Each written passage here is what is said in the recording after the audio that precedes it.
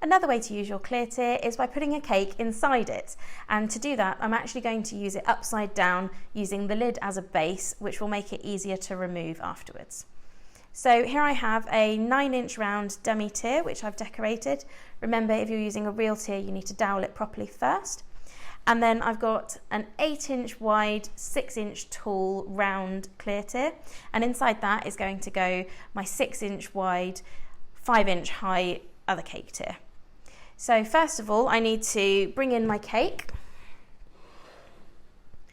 and then I need to attach the lid to the top of the cake using some royal icing, ganache or buttercream. Remember to put it upside down. And then once that's secure in place, you need to add some more royal icing, ganache or buttercream onto the top of the lid and bring in your real tier.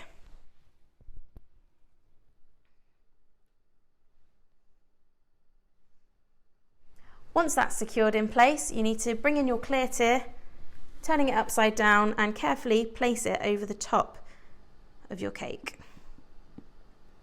And then that's ready for another tier to go on top, whether it's real cake or another clear tier.